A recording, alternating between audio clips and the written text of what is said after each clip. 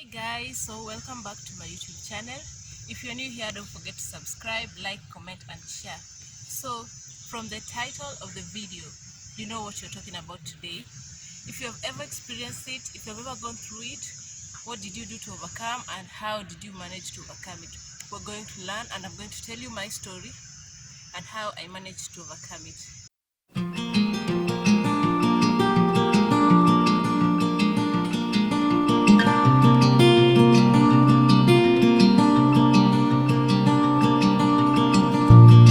Talk about something different. I know most of you have gone through this, whether you're in your 20s or in your 30s or whatever, however old you are. I know you have gone through this, and yeah, and how did you deal with it? So that's what we're going to talk about today. I'm going to give you my personal experience and my personal story and how I managed to deal with this. What we're talking about is disappointment. Yeah, so while preparing for this video, I had a script. I made a script for you guys so that you can know.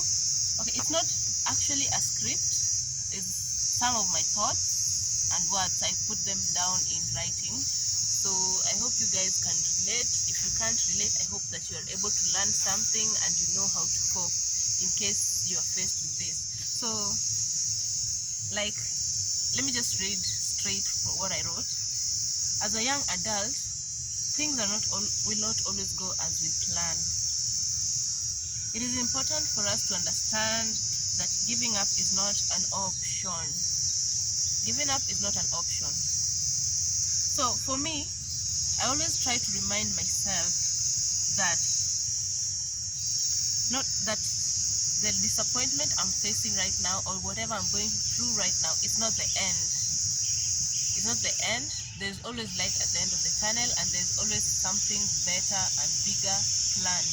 So that's how I try and cope. I just remind myself, this is not the end. This is not the only thing.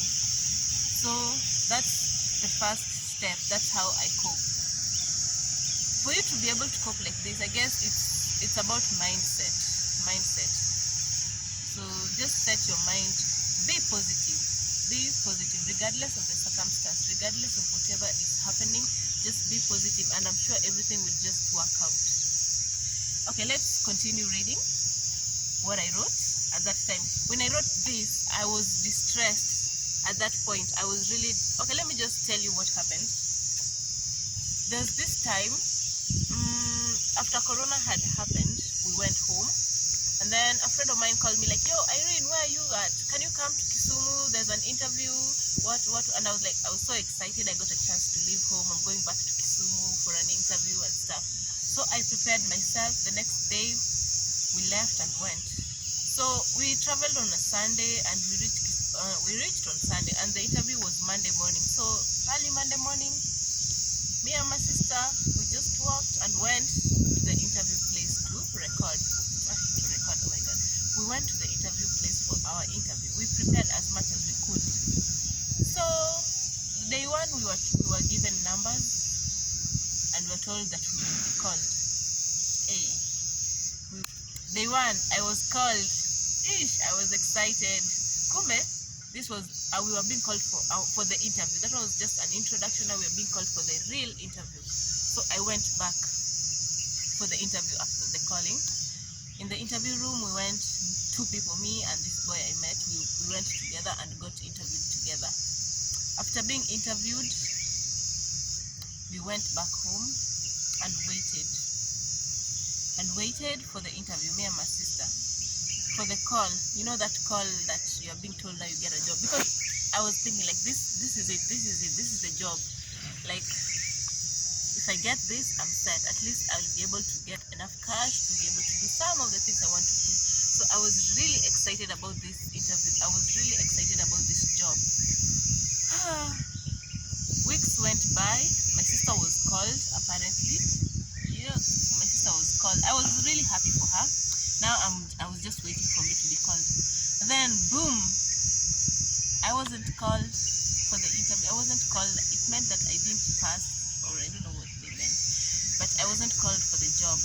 It was really disappointing. It was really disappointing, and really hard for me to deal with this at this particular time. It was really hard. So, but I told myself, this is not the end. Like I said, I took this book and started writing down my thoughts and how I feel and what I'm going to do. Like, that's what I decided to do. So today I'm sharing with you my story, while at the same time hoping that it inspires someone out there, to show them not to give up, to assure them that they can do it, to assure them that it is not their end. There's something better for them to do. So basically what I did after the interview, after I had lost the interview, after I had felt like a loser for a while, I encouraged myself and I threw myself into looking for other jobs. So the first thing I did, I got a job. Yeah, I got another job, but this job was like, let's say, kazi ya mjengo-ish. Yeah, I'll put a clip of the job right here. You see what I did. This is the first job I did. So I was trying to keep myself busy. I just got any job I could get because I felt so disappointed and I felt like a loser, and I didn't want to feel like a loser. I just wanted to be busy and start making money whichever way possible. So basically I got myself another job. Yeah, it's not the dream job, the big job. You'll just see it there. After the next step for me to deal with this disappointment, after encouraging myself, after telling myself I'm the best, after telling myself I'm not a loser, and after seeing that there's light at the end of the tunnel, that was the first step. The next step, I got a job. Yep, I got a job. Just a basic job which required, okay, let's just say it was a month's job, but I just did it because I felt like there's nothing else I could do. So I got that job. The next step, I decided to focus on other stuff. I like focus on YouTube. I like focus on doing, like, when you're in such a situation and you're feeling disappointed, you're feeling like you're down, I guess it's better to involve yourself in things that you know you can do, things that you feel good while doing. So that's what I did. So funny enough for me, I think these disappointments actually motivate me. Like when something disappoints me and tells me like you can't do it, and I'm like, okay, so you mean I can't? Let me show you. I'm strong enough, I can do it. So that's what I did. I started doing, and then I got another job. And then I got another job. So I guess these people didn't know what they missed, because after that it's like doors opened. I started getting jobs after jobs after jobs. Now I had to choose which job to do, which job to quit, not to do, but at least in the end things started working out for me. I even got to quit some jobs because I didn't like them. So that was good. I never gave up. So the next thing, I remind myself of the value that I have to offer. Like, I am important. I have a purpose. This is not gonna let me down. This is not gonna put me down. So that's what I do. Yeah, I guess I'm a motivational speaker at heart, and I don't know. So that's what I do. I just remind myself and I keep pushing forward because this is not the end. The next thing I do, like, I let myself feel the disappointment. I don't shove it off. I don't say like, oh, I'm disappointed, I don't want this feeling. No, I feel it. Like, I embrace the feeling. I feel disappointed until I can't feel it anymore. So I just feel it like, okay, it's really disappointing. Oh, okay, I'm so disappointed, I'm tired, whatever. But after feeling it and feeling the disappointment for a while, I let it go, and then it will just disappear. Yeah, as I'm trying to tell you guys, never hide your feelings. Like, don't try to show us that you're okay if you're not. If you're not okay, you're not okay. There's nothing you can do about it. You can just accept the fact that you're not okay, and then from there you will know what to do. You will know how to overcome the situation. So don't be afraid of your feelings, guys. Embrace them. And for all, okay, I wrote a lot of things and I can't read them one by time. Okay, disappointment usually comes along with self-doubt. You start doubting yourself. I don't know, self-doubt, self-esteem going down. These things are like, Many things disappoint us, from family to friends, not only jobs. Like for me, I was disappointed about failing this interview. That's not the only thing that disappoints us. A lot of things you may be dealing with disappointment from friends, you may be dealing with disappointment from family, you may be dealing with disappointment from colleagues.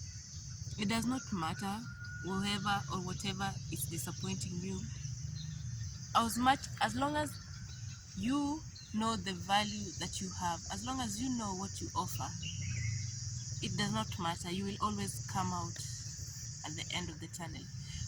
The other thing, this disappointment was trying to make me feel like, making me sad, like, oh, I can't do it, I'm sad.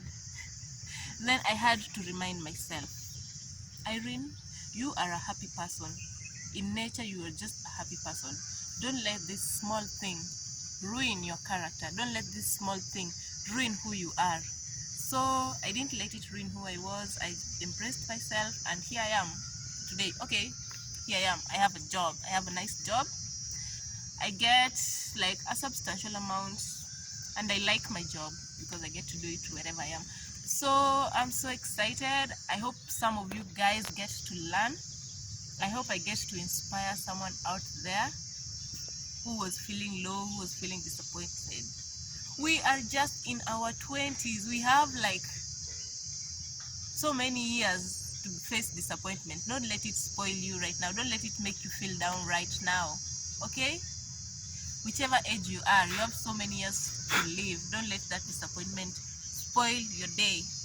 And even if you don't have so many years to live, you're living now. Be happy now. Thank you guys. I hope you like it. And I hope if you have any experience, you can share it down in the comment section and tell me how you dealt with your disappointment and how you managed to overcome it, and how this video might have helped you in case you're going through anything. Thank you guys. Bye.